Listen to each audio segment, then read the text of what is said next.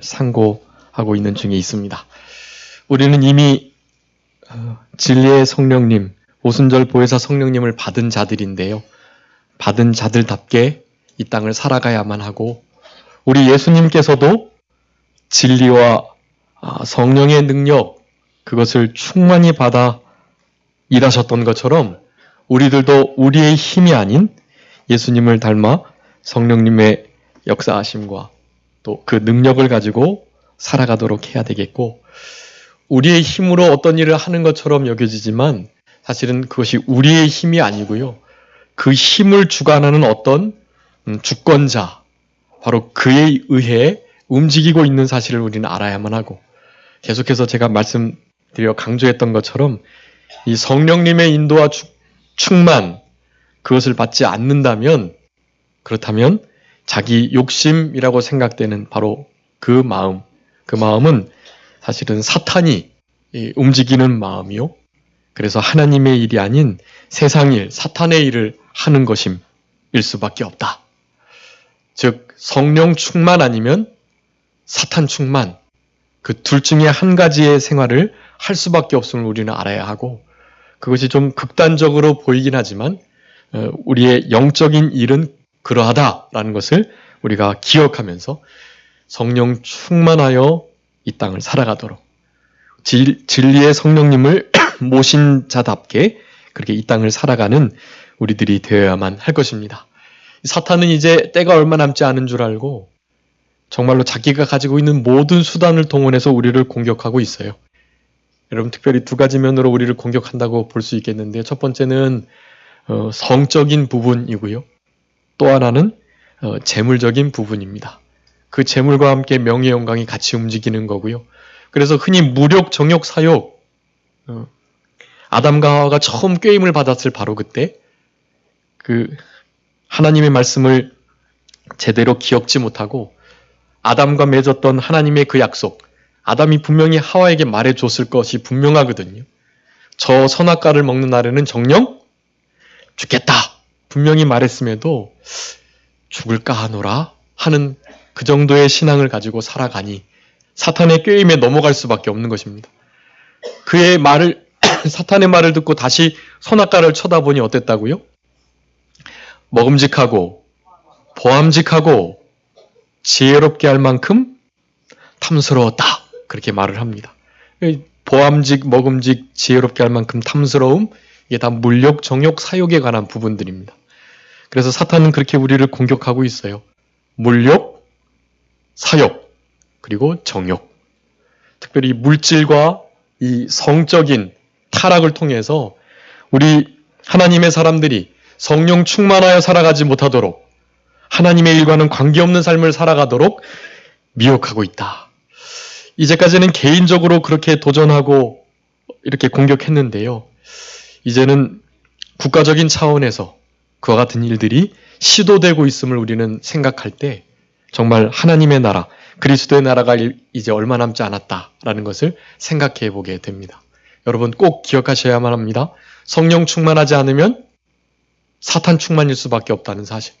성령 충만은 받아도 좋고 그렇지 않아도 좋은 것이 아니라 일반적인 신앙생활을 하는 것과 성령 충만한 생활을 하는 것 두 가지가 나눠지는 것이 아니고 그저 성령 충만한 삶을 살아가지 않으면 사실은 사탄 충만한 삶을 살아갈 수밖에 없는 상태임을 아시고 늘 성령 충만한 생활을 할 수 있도록 성령 충만함을 받으라. 그것은 명령이니까 그 명령을 준행하고 순종하는 마음으로 그렇게 남은 때를 살아가셔야 하겠고, 오늘 그와 같은 삶의 자세를 점검하며 다시 한번 진리의 성령님이 이 땅에 오셔서 하시는 일들, 그 일들을 살펴보면서 이와 같은 일이 우리의 삶 가운데 있나 그것을 점검하시고 남은 때는 진리의 성령님이 오셔서 행하시겠다고 약속하셨던 이 약속의 말씀들이 우리의 삶 가운데 열매로 나타나는 그런 귀한 역사가 있으셨으면 좋겠습니다. 진리의 성령님께서 오신다면 이미 우리에게 오셨기 때문에 그 진리의 성령님은 어떻게 일하시나 오늘 본문을 통해서 세 가지 살펴보도록 하겠습니다. 첫 번째, 그러하나 진리의 성령이 오시면 그가 너희를 모든 진리 가운데로 인도하시겠다라고 말씀하시는 거. 우리 요한복음 16장 13절의 초반부의 말씀을 통해서 모든 진리 가운데로 우리를 인도하신다라는 것.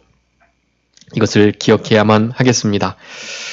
이 16장, 요한복음 16장 전체에서 이 13절을 살펴보는 것이 필요한데요. 그것은 이제 우리 예수님께서 16장에서 이제 예수님의 십자가 대속 죽으심, 그래서 제자들을 홀로 두시고 예수님께서 그렇게 떠나가셔야 할 것, 그런 부분에 대해서 말씀하시면서 특별히 예수님이 보혜사이셨는데 또 다른 보혜사, 즉 오순절 보혜사 성령님에 대한 일을 말씀하시고 계시는 것입니다. 그 일을 말씀하시면서 오늘 13절에 말씀을 하시는 거예요. 즉 오순절 보혜사 성령님, 이분은 진리의 성령이라고 일컬어지는 분이신데 이분이 오시기 전에는 제자들이 제대로 예수님이 하시는 그런 말씀도 이해할 수 없고 예루살렘에 올라가셔가지고 십자가에 못 박히신다거나 죽임을 당하신다거나 이런 부분에 대해서는 전혀 생각을 못하고 있었던, 당연히 부활에 관한 것은 뭐 전혀 상상도 하지 못했던 그런 신앙의 상태에 있었다라는 것입니다. 그러하나 그런 상태에 지금 있지만 예수님께서 구원을 완성하시고 이제 이 땅에 40일 동안 계시며 예수님의 부활을 증거하셨다가 구름 타고 승천하시고 난 이후 하늘로부터 능력 덧입혀짐을, 능력이 내려옴을 기다리고 바로 그 때가 오면 성령님께서 임하게 되실 것이다 라는 말씀을 하시면서 진리의 성령님께서 오실 것, 그것을 말씀하고 계시는 것입니다. 바로 그 진리의 성령님이 오신다면 가장 먼저 첫 번째로 하시는 일이 모든 진리 가운데로 제자들을, 예수님을 믿는 이들을 인도하신다라는 것입니다. 그럼 한번 따라할까요? 진리의 성령님께서 오시면 모든 진리 가운데로 우리를 인도하십니다. 네, 여러분 진리의 성령님, 오순절 보혜사 성령님을 지금 마음 가운데 모시고 계시지요? 그러시다면 여러분 진리의 성령님의 그 모든 진리 가운데로의 인도하심을 순간순간 받으셔야만 하는 것입니다. 그런 삶을 마땅히 살아가셔야 해요. 여러분의 심령 가운데 그 진리의 성령님이 계시면 반드시 그래야만 합니다. 근데 그렇지 못하다라는 것은 몇 가지 이유가 있는데요. 그 중에 가장 큰 이유, 그것은 우리 마음 가운데 진리의 성령님이 더 이상 안 계신 듯 여기고 그 내 마음에 성령님께서 계셔야 할 그 자리에 무엇이요? 사탄의 여러 가지 미혹되는 일들, 그러니까 우리 성령님보다, 하나님보다 더 사랑하고 두려워하고 좋아하고 생각하고 따르고 싶은 그 무엇이 그 자리에 있게 되는 것, 그 이유 때문에 진리 가운데의 인도를 받을 수가 없는 것입니다. 그렇게 되면 당연히 진리의 열매, 우리 이번 한 해 표와 같이 빛의 자녀로 살아갈 때 맺혀지는 빛의 열매, 그런 열매는 맺힐 수가 없어요. 그냥 육신의 열매를 맺힐 수밖에 없는 것입니다. 육신의 열매를 맺으면서 그렇게 육신의 소욕을 따라서 살아가는 것이, 우리의 마음이 하나님께로부터 멀어져서 영적인 음란한 간음의 상태에 있고 그런 영적 간음의 상태로 그렇게 우상 숭배하며 세상과 벗된 자로, 하나님과 원수된 자로 그렇게 이 땅을 살아가게 되는 것입니다. 사탄의 물욕과 정욕, 사욕, 이와 같은 공격을 받으셔서 맨몸으로 받으신 거죠.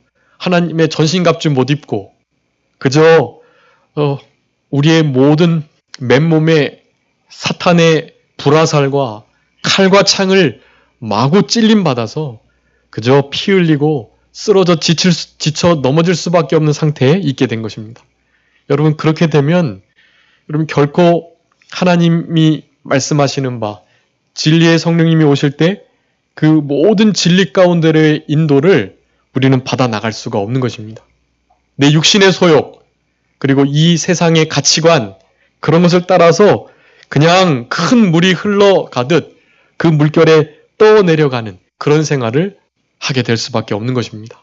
여러분, 그런 데로부터 돌이켜 나오셔야만 합니다. 그것을 회개라고 합니다. 돌이켜 자기의 삶의 태도를, 방식을 고쳐내는 것. 여러분, 그 회개의 역사가 있어야만 이렇게 진리의 인도를 받으면서 진리 가운데로 진리 안에서 살아갈 수가 있다. 여기 근데 진리가 문제인데요. 이 진리, 이 예수님 십자가에 못 박혀 죽게 넘겨주었던 빌라도도 계속해서 예수님께 대하여 질문하면서 자기는 아주 치밀하게 살펴봤는데 도저히 자기가 사형 선고를 내릴 만한 아무런 죄가 없는 거예요. 3번이나 손을 씻으면서 예수님의 이 죽음과 나는 관계가 없다. 너희들이 다 책임져라. 이렇게 말하면서 책임을 전가하고 우리 예수님을 넘겨주었던 것입니다. 그러면서 맨 마지막 한 질문이 그거예요. 도대체 진리가 무엇이냐? 예수님께서 그런 말씀을 하셨거든요. 이 모든 일들은 진리에 속한 일들로 내 나라는 이곳에 속한 것이 아니고 하늘에 속해 있다. 진리를 모르는 자들이 나를 너에게 넘겨주었고 너가 지금 그들에게 사형 선고를 내려서 넘겨줄 것인데 큰 잘못이다. 그런데 나를 지금 빌라도 너에게 넘겨준 그들의 죄가 더 크다. 와 같은 말씀을 하시면서 진리가 무엇인지에 대한 궁금증을 하게끔 우리 예수님께서 말씀하셨습니다. 그 이후에 그 질문에 대해서는 답변해 주시지 않으세요. 왜냐하면 진리가 무엇인지를 그는 알 수가 없기 때문입니다. 이제 빌라도 보고서라는 그 역사 책자가 있는데요. 빌라도가 우리가 본디오 빌라도에게 고난을 받으사 십자가에 못 박혀 죽으시고 우리가 사도신경을 외우면서 본디오 빌라도가 정말 하나님의 나라의 크리스찬 가운데 또 예수님의 원수처럼 이렇게 되뇌이고 있지만 사실은 그 본디오 빌라도는 바로 자기 자신이라는 것을 아셔야 하고 역사적인 인물에게 예수님의 죄 죽임의 화살을 돌리라고 이름을 그렇게 써놓은 것이 아닌 것을 우리는 아셔야만 합니다. 역사적인 사실이라는 것을 예수님의 죽음이 그런 것들을 나타내주기 위함이시고요. 결국에는 우리 본디오 빌라도도 예수 그리스도를 구주로 믿었다. 그런 보고서들이 좀 있습니다. 그것은 하늘나라 가야 알 일이지만 어쨌든 진리에 대한 갈급함을 가지고 있었던 그였기에 분명히 진리가 무엇인지를 찾았을 것이고 진리가 무엇인지를 직접 예수님께 물었던 본디오 빌라도에게 우리 예수님께서 구원의 은혜를 허락해 주셨을 가능성이 아주 많습니다. 어찌되었든 진리가 무엇인지를 그렇게 많이 배우고 높은 자리에 있는 그런 이들도 진리가 사실은 무엇인지 알 수 없어요. 여러분 역사학자들이나 또 이렇게 철학을 다루는 철학자들 조금 많이 배우고 공부했다고 하는 이들조차도 이 진리가 무엇이냐에 대해서 직접 묻는다면 사실은 제대로 된 답변을 할 수가 없습니다. 일반적인 사전적 의미로 말은 할 수 있죠. 참된 이치, 세상과 사람 사이, 또 영과 육에 관한 변치 않는 어떤 이론들, 생각들과 사상들, 사실들, 어떤 방편들, 그렇게 다 말할 수 있죠. 근데 진짜 진리가 무엇인지는 우리 성경에서 계시하고 나타내 주신 대로만 할 때 그게 진짜 진리라는 것을 아셔야만 합니다. 여러분들이 알고 계신 그 일반적인 진리라는 단어에 합당한 어떠한 사실들 있잖아요. 그 모든 것들은 사실은 진리가 아니에요. 진짜 진리는 무엇이겠습니까? 네, 하나님의 이 말씀만이 진짜 진리예요. 여러분 그것이 딱 정답입니다. 이 하나님의 말씀에 이제 진리가 무엇인지를 구체적으로 설명하고 있어요. 성부, 성자, 성령 하나님이 진리다라고 교훈하고 계십니다. 그것이 또한 삼위일체 교리의 증거가 되는 말씀이기도 해요. 하나님도 예수님도 성령님도 진리이시니까 진리로서 하나됨, 일체가 되시는 우리 하나님이신 것입니다. 근데 중요한 것은 이 신구약 66권 정경, 이 성경이라고 기록된 바로 이 말씀만이 유일한 진짜 진리. 진리가 진짜란 뜻인데 너무나 가짜 진리가 많으니까 그 진리 앞에 참이라는 말을 붙여야 해요. 참된 진짜 진리가 성경이라는 사실입니다. 여러분 한번 읽어주세요. 요한복음 17장 17절. 그 주보 옆에 이렇게 기록되어 있습니다. 요한복음 17장 17절. 저희를 진리로 거룩하게 하옵소서.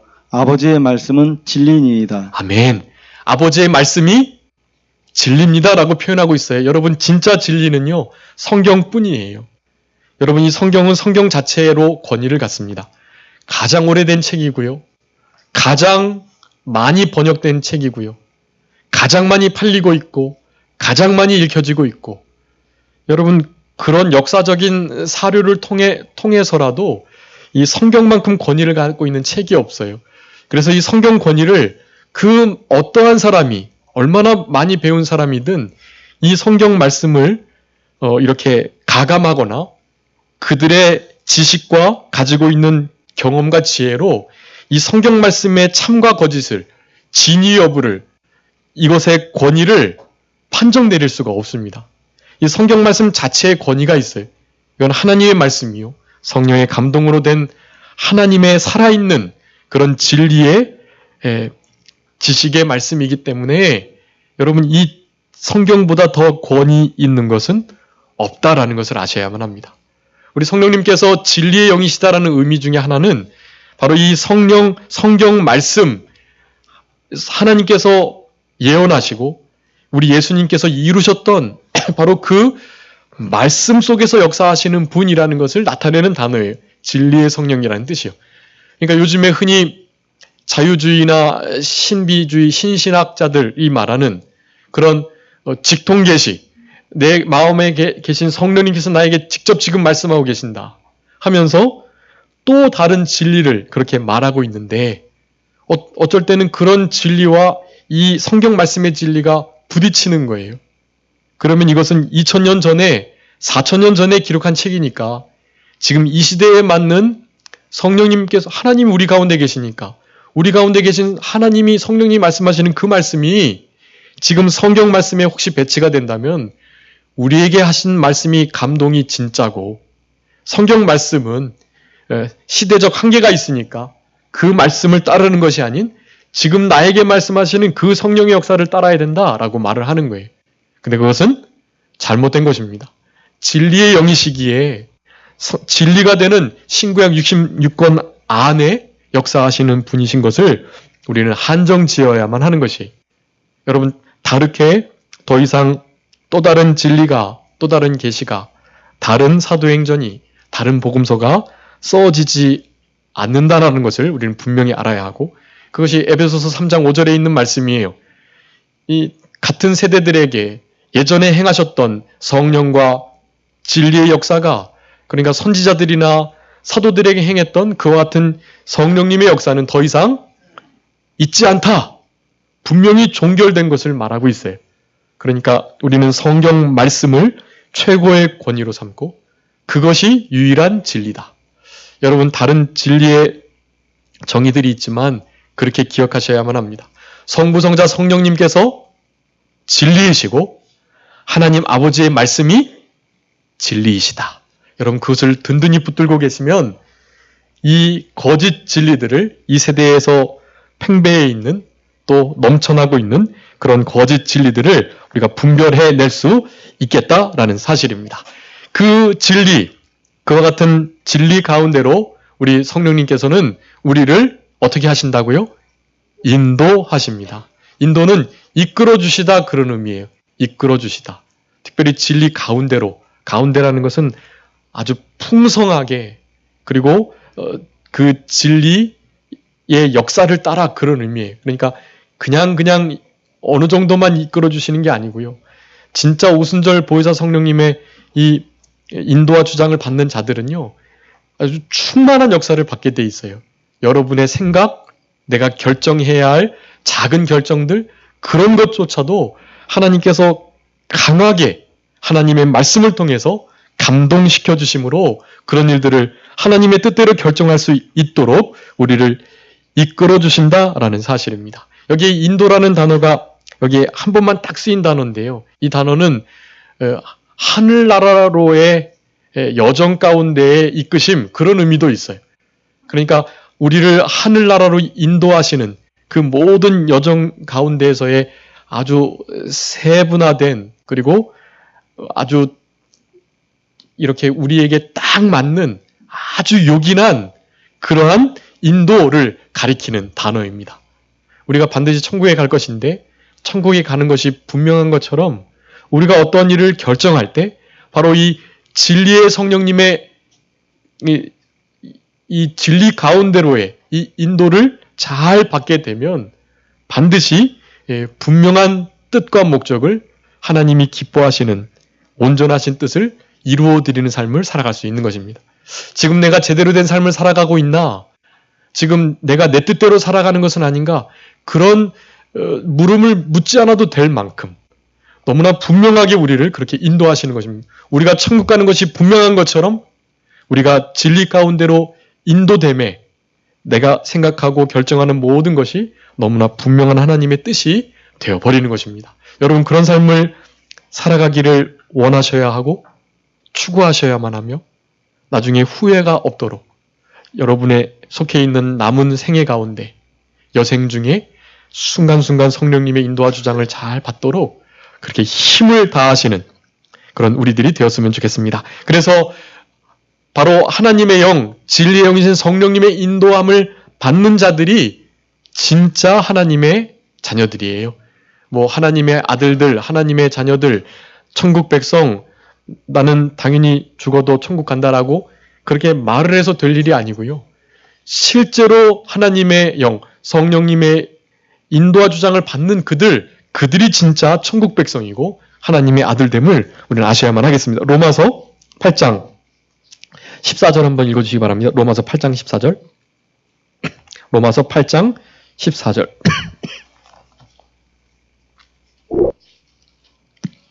무릇 하나님의 영으로 인도함을 받는 그들은 곧 하나님의 아들이라. 아멘. 하나님의 영으로 인도함을 받는 그들이 하나님의 아들이다. 여러분, 그냥 하나님의 아들이라고 믿습니다 해서 될 일이 아니고 실제적인 여러분의 삶 가운데 그 인도하심이 있어야만 하고, 그리고 내가 어떠한 손해나 어떠한 고통이나 어떠한 역경을 감수하고서라도 그 인도와 주장을 잘 받아나가는 그러한 경험과 또 그러한 삶의 태도가 있어야만, 여러분, 그게 진짜 하나님의 아들들이라는 사실입니다. 그런 삶을 남은 때 진리의 성령님의 인도를 따라서 살아가시는 우리 모두가 되었으면 좋겠습니다. 두 번째는 자의로 말씀하지 않는다라고 말씀합니다. 우리 진리의 성령님은 자의로 행하는 분이 아니에요.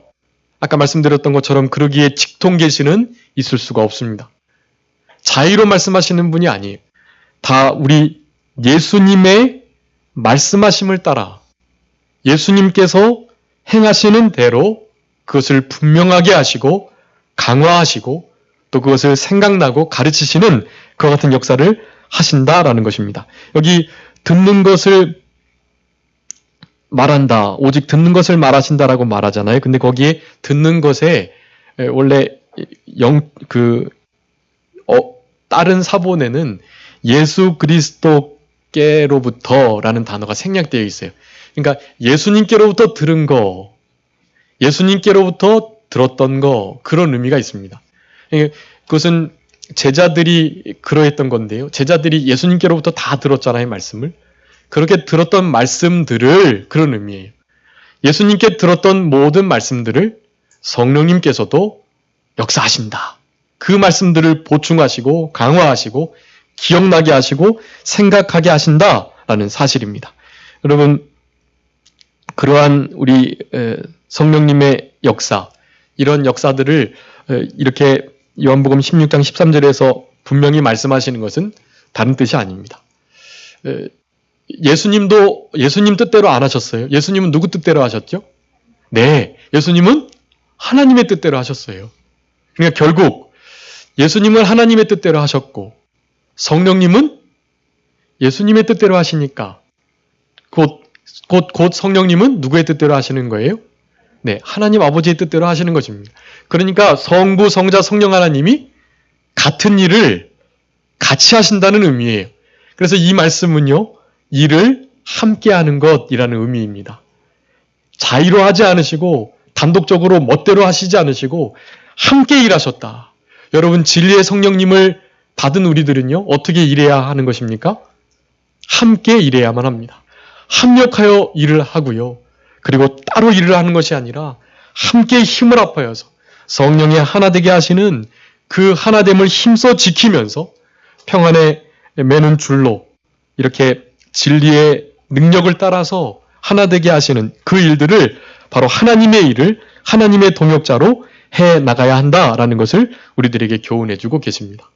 여러분, 예수님께서 하나님의 일을 하셨다. 자의로 말하지 않으셨다.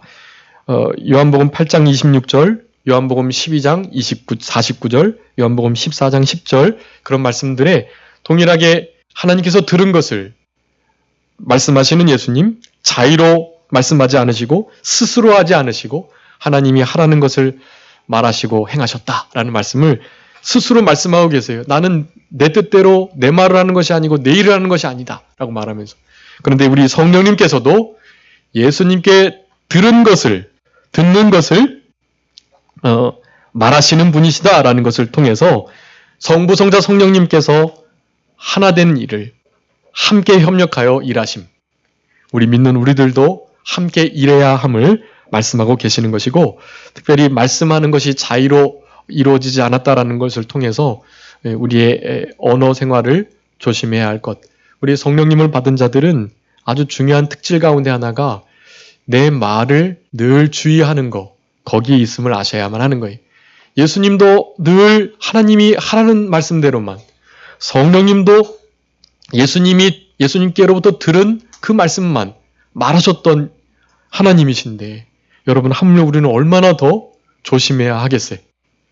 입술에 파수꾼을 세우고 입에 재갈을 물리며 그렇게 철저하게 말을 조심하는 생활. 성령님께 민감한 사람일수록 말의 실수가 적고, 그리고 그래서 다른 사람들을 세우는, 그리고 은혜를 끼치는, 덕을 머금은 입술이 되는 것이고요. 저 사람의 말을 들으면 기분이 좋아지고 힘이 나고 칭찬을 들으니 마음이 새로워지고 또 지쳐 있었는데 새 힘이 솟아나는 그런 역사가 나타나는 말들이 있습니다. 여러분, 그런 말들을 하셔야만 해요. 그런 말씀을 베드로 사도는 이렇게 말하고 있습니다. 베드로전서 4장 11절 말씀입니다. 여러분, 우리가 이렇게 생활해야만 하겠습니다. 베드로전서 4장 11절.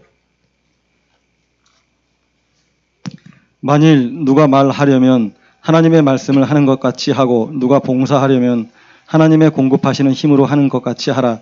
이는 범사의 예수 그리스도로 말미암아 하나님이 영광을 받으시게 하려 함이니 그에게 영광과 권능이 세세에 무궁토록 있느니라. 아멘. 아멘.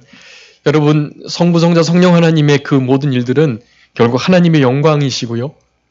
성부 하나님, 성령 하나님, 성자 하나님의 영광들을 위하신 일들입니다. 그분들이 같은 일들을 하시는데요. 그 일들을 그렇게 함으로 하나님께 영광이 되기 위해서는 말할 때 어떻게 하시라고요? 하나님의 말씀을 하는 것 같이. 하나님 말씀이 뭐예요? 지금 저처럼 설교를 하는 것처럼 그런 의미예요. 성경 말씀에 기록된 것처럼 다른 건 몰라도 제가 서 있는 이 강단을 거룩하게 여기고 여기는 우리 성도님들도 잘 올라오지 못하도록 하고 그런 어떤 구별됨이 있잖아요. 여기서 제가 말을 하는데 이게 제 말이 아니고 하나님의 말씀을 대언하는 거잖아요. 그렇기 때문에 저도 이 말씀을 준비하면서 기도하고 또 기도하면서 지금 말씀을 전하고 있고 얼마나 하나님 앞에 두렵고 떨림으로 그렇게 말을 하는 거예요. 그냥 보통 대화 나눈 것과는 사실은 그 마음 상태가 아주 많이 다릅니다. 그런데 여러분, 일상생활 할 때도 어떻게 하라는 거예요? 그렇게 하시라는 거예요. 일상생활 할 때도 내가 하나님의 말씀을 하는 것처럼, 내가 하나님의 말씀을 대언하여 증거하는 것처럼 그렇게 여러분의 말을 하라는 것입니다. 사사롭고 일반적인 말들 또한 그런 태도로 하시라는 거예요. 여러분, 그렇게 하면 뭐가 적어질까요? 말의 실수가 적어지는 것입니다. 그런 삶을 살아가지 않으면 실수가 많을 수밖에 없어요. 그 말의 실수는 어떻게 주워 담을 수도 없습니다. 그 말을 통해서 상처받은 그 심령은 그 상처를 회복하기 위해서는 얼마나 많은 시간이 걸려야 하고 그 일을 통해서 참 힘든 나날들을 보낼 수밖에 없어요. 그러니까 말에 유의하고 그 말을 늘 조심하는 거. 자의로 말하지 않도록. 순간순간 물으시는 거예요. 하나님, 제가 이 말하는 것이 듣는 사람에게 덕이 될까요? 유익이 될까요? 혹시 기분이 나쁘거나 마음이 상하지는 않을까요? 이런 것을 순간순간 물어보면서 말씀하시는 거예요. 여러분, 그런 사람이 진리의 성령님을 받은 자들이다 라고 할 수가 있겠습니다. 성령님의 자유로 말하지 않으심, 우리에게 그와 같은 교훈을 주신다. 즉, 늘 말에 주의하고 하나님의 말씀을 하는 것처럼 말하고 특별히 모든 것이 합력하여서 하나됨을 이루며 함께 일해라. 그것을 이렇게 자유로 말하지 않았다라는 말씀을 통해서 우리에게 교훈 주시는 것입니다. 마지막으로 장래의 일을 알게 해주신다라는 것입니다. 13절 후반절인데요. 장래의 일을 너희에게 알리시겠다라고 말씀합니다. 알리신다라는 것은 새롭게 새로운 것을 선포하고 알려준다 그런 의미가 아니고요. 드러내다. 예수님께서 지금 하시는 말씀들이 제자들에게조차도 막 감춰져 있어요. 제자들도 깨닫지 못하고 알아듣지를 못해요. 너희들이 그렇게 믿음이 없느냐? 계속해서 깨어 있어라, 기도해라 라고 책망을 들어도 제자들조차도 예수님을 가까이 따르는 그 세 제자들조차도 잘 알지 못해요. 왜 그럴까요? 일단은 오순절 보혜사 성령님이 그들에게 없기 때문입니다. 그냥 일반적인 성령 하나님이 계셔서 그들의 죽은 영이 살고 그렇게 예수님을 따르고 있었던 것이에요. 근데 오순절 보혜사 성령님, 바로 예수님의 이루어 놓으신 그 완성된 구원의 진리로 역사하시는 바로 그분이 아직은 계시지 않기 때문에 제대로 깨달음이 없었던 거예요. 근데 이제 나중에 이 오순절 보혜사 성령님을 마가의 다락방에서 제자들과 120명의 생도들이 다 받고 난 다음에는 어땠습니까? 성령이 너에게 임하시면 권능을 받아서 부활의 새 생명의 역사로 진리의 보혜사 성령님의 그 은혜의 도우심으로 심지어는 죽는 데까지 나아가도 당당하게 핍박받고 고난받고 채찍질 당하고 그렇게 힘든 대우를 받는 것을 도리어 감사하고 기뻐하면서 내가 그와 같은 자격자가 되었구나. 내가 주님과 함께 고난을 받는 그 자리에 내가 나아갈 수 있게 되었구나라는 것을 감사하면서 그 모든 어려움들을 순교자의 신앙으로 잘 감내해냈던 바로 그들이 될 수 있었던 것입니다. 그렇게 될 수 있었던 이유, 바로 보혜사 성령님께서 계시기 때문이라는 것인데요.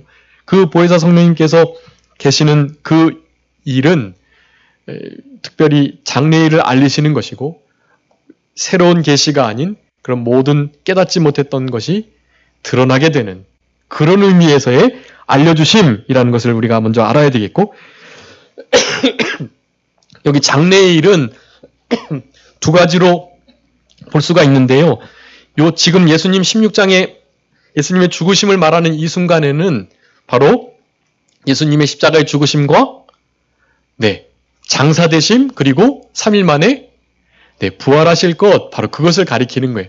장래일은 예수님의 부활까지를 알려주시는 것이고 우리 여기 요한복음 16장에 보면은 성령님께서 여기 오셔가지고 죄에 대하여 의에 대하여 또 심판에 대하여 세상을 책망하겠다라고 말씀하셨는데 바로 심판하시는 역사 그 심판하시는 역사의 측면에서 볼 때는 바로 종말론적으로 예수님의 재림을 의미한다고 하겠습니다. 그러니까 장래일은 예수님의 십자가의 죽으심과 부활 그리고 승천하신 이후에 다시 오실 것 그 모든 것들을 가리킨다라고 하겠습니다. 여러분 우리는 장래의 일에 알리우심을 받는 그런 삶을 살아가야만 합니다. 지금을 어떻게 살아가는지를 늘 교훈 받으셔야 하고 지금 어떻게 살아가야 된다 그랬습니까? 지금 하나님과 동행하며 늘 말에 주의하며 자유로 말하지 않고 성부, 성자, 성령 하나님 그 진리 되시는 그분께로 하나님의 말씀이 진리라 그랬는데 하나님의 말씀으로 그렇게 늘 인도함을 받도록 살아가는 것이 거기다가 더불어서 장래의 일을 또한 생각하며 살아가는 것입니다. 즉 예수님의 다시 오심, 예수님의 다시 오심을 사모하고 늘 바라보며 살아가는 자들, 여러분 그것이 장래의 일을 알리시는 우리 성령님의 인도를 따라 살아가는 자들이다 라고 할 수가 있겠습니다. 여러분 예수님 언제 오실까요? 예수님 언제 오시겠죠? 네, 아무도 모릅니다. 아무도 몰라요. 근데 언제 오실지 짐작은 할 수 있어요. 땅끝까지? 네, 복음이 증거되면. 그러니까 여러분 땅끝까지 복음이 증거되도록 힘쓰셔야만 합니다. 어떤 성도에게 물어봤는데 왜 이렇게 전도도 안 하고 그렇게 생활하냐고 그렇게 물었더니 전도에서 땅끝까지 복음이 전하면 예수님이 오시니까 예수님이 오시면 아직 오시면 안 되기에 자기가 전도하지 않고 있다고 아주 논리적인 답변을 그렇게 하는 성도를 제가 봤는데요. 그건 잘못된 생각입니다. 그렇게 하시면 안 돼요. 예. 예수님이 오시는 것이 좀 두렵고 또 지금 아직 주님 앞에 설 준비가 안 됐고 부족하고 연약한 것이 많으니까 되지 못한 것이 많고 조금만 더 만들어져서 천국에서 좀 잘했다 칭찬받기 위해서는 이 땅에서 조금 더 살아가야 하니까 그런 마음 갖는 것은 맞지만 그렇다고 해서 전도하지 않으려고 그런 말씀들을 쓰면 안 되는 거예요. 땅끝까지 이르러 복음을 전하는 것이 우리의 사명이고 전도의 일에 우리는 힘써야 하고 우리가 받은 이 너무나 보배로운 이 성령님을 우리가 받은 것처럼 다른 이들도 이 성령님을 받아서 우리 하나님께로 성령님께로 우리 주님께로 다 와야지요. 진리 되신 하나님의 말씀으로 인도를 받는 삶을 살아야죠. 진짜 진리를 깨닫고 하나님의 그 자녀로서 살아가는 자들이 되도록 힘을 써야지요. 우리 죽어가는 영혼들, 특별히 우리 가족들, 친척들, 친구들, 우리 이웃들 그렇게 지옥에 가면 어떻게 해요? 여러분 그런 마음을 가지고 우리는 힘써 복음을 증거하고 전파하며 살아가셔야 되겠고 예수님의 재림을 사모하면서 살아가셔야만 합니다. 예수님의 재림을 사모하는 자, 성령 충만한 자, 성령의 인도를 받는 자라고 할 수가 있겠습니다. 더불어서 우리 예수님의 심판대를 바라보는 것, 여러분 그것이 바로 장래일을 알리시는 우리 성령님의 인도를 따라 살아가는 자들이다 라고 하겠습니다. 여러분 예수님이 다시 오시면 그렇게 우리에게 은혜와 칭찬과 존귀 영광 상급을 내려주시지만 그 심판대 앞에 섰을 바로 그때에 또 꾸중 듣는 일들도 있을 거예요. 그러니까 잘못했다 꾸중 듣는 일이 없도록 하나님 앞에 큰 자가 돼서 잘했다 칭찬만 받는 우리들이 될 수 있도록 힘쓰셔야만 하겠습니다. 우리 계시록 2장 3장에 지금 맥체인 성경 읽기 이렇게 읽으셨을 것인데 거기에 칭찬받은 교회도 있고 또 책망받은 교회도 있고 칭찬만 받고 혹은 책망만 받고 이런 교회가 있잖아요. 그런 것처럼 우리는 칭찬만 받는 그런 교회와 성도들이 되도록 힘쓰셔야 되겠고 여러분 그렇게 예수님의 심판대를 그리스도의 심판대를 생각하는 것 예수님의 재림을 생각하며 지금 당하는 고난을 눈물을 참고 우리 눈물을 병에 담아주실 것을 기대하면서 우리의 눈물을 닦아주셔서 고통 없고 눈물 없는 곳으로 우리를 인도해 주실 것을 바라보면서 예수님의 재림을 사모하는 그런 마음으로 살아가시는 우리들이 되셨으면 좋겠고 그렇게 될 때 성령 충만한 자들에게 주시는 참된 평강과 은혜와 은총을 다 받아 누리며 살아가게 될 것입니다. 한 주간도 성령님의 인도를 따라서 진리 가운데로 자의로 말하지 않고 예수님의 재림을 사모하며 살아가시는 우리 모두가 되었으면 좋겠습니다. 기도하겠습니다. 살아계신 아버지 하나님 감사합니다. 진리의 오순절 보혜사 성령님이 우리 가운데 계시오매 남은 때 우리 주님께로 아버지 하나님께로 우리 성령님께로의 인도를 하나님의 진리 말씀 가운데로의 인도를 잘 받아 누리며 살아가는 우리 모두가 되게 하여 주시옵소서.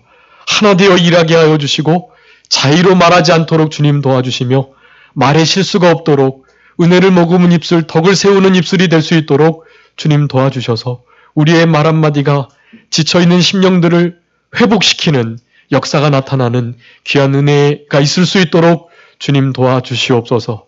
장래일을 알려주시는 성령의 역사를 따라 예수님의 재림과 그 심판대를 바라보면서 남은 때를 살아가는 슬기로운 다섯 처녀와 같이 준비를 잘하는 우리들이 되게 하셔서 그 날에 그 앞에 섰을 때 잘했다, 착하고 충성된 종이라는 칭찬과 영광과 존귀와 상급을 다 받아 누리는 우리 모두가 되게 해주시기를 간절히 바라옵고 감사하오며 예수 그리스도의 이름으로 기도 올리옵나이다. 아멘. 찬송하시겠습니다.